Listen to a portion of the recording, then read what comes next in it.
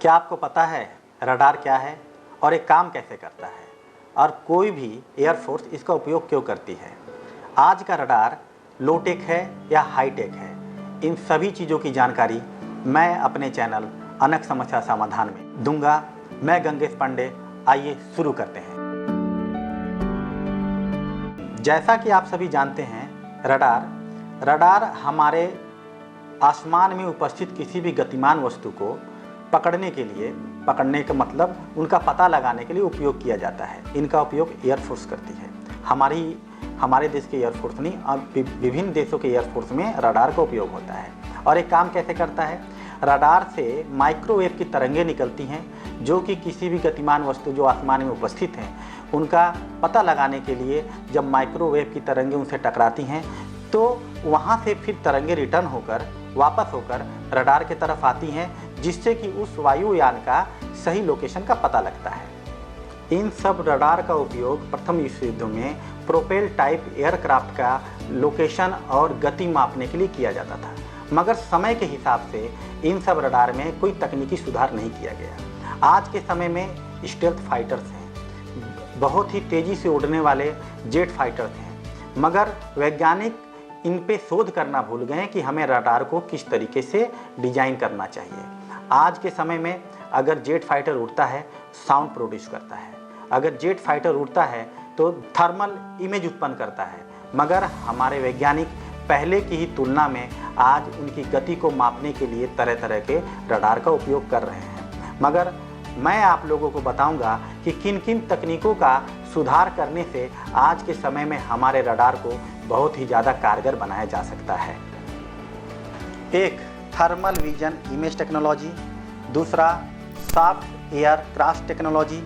तीसरा, high and low frequency sound technology. पहला, thermal vision image technology. इसके अंदर अगर हमारे आसमान में कोई भी असाधारण टेम्परेचर, असाधारण ताप दिखाई दे तो हमारे रडार को पहले उसको फॉलो करना होता है, उसकी सीधी जानकारी रिसीवर रडार में वापस ले और हेडक्वार्टर में पास करें। इससे क्या होगा कि असाधारण जो तापमान दिखाई दे रहा है, असाधारण तापमान सूर्य से अलग होगा, किसी और नक्षत्र के उल्का पिंड से अलग होगा और उसकी गति का पता लगा के हमें जान सकते हैं कि वो कोई फाइटर प्लेन है या कोई अन्य चीज़।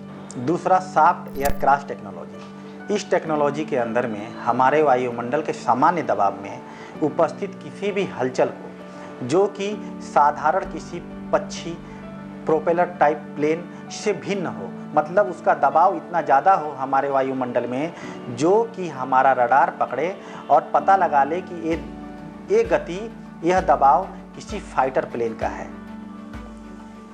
तीसरा, low and high frequency sound detector. इस टेक्नोलॉजी के माध्यम से हमारे वायुमंडल में उपस्थित असाधारण, असामान्य ध्वनि को, जो कि हमारे कानों में सुनाई भी ना दे और जो कि हमारे कानों से सुनाई भी दे, तो हमारा रडार उसका actual view of point, actual point उसका पता लगाकर यह जानकारी दे सके कि यह ध्वनि किसी असामान्य वस्तु की नहीं है, यह ध्वनि किसी भी साधारण वस्तु की नहीं है और हमें उसकी जानकारी निकालने में ज़्यादा टाइम भी ना लगे।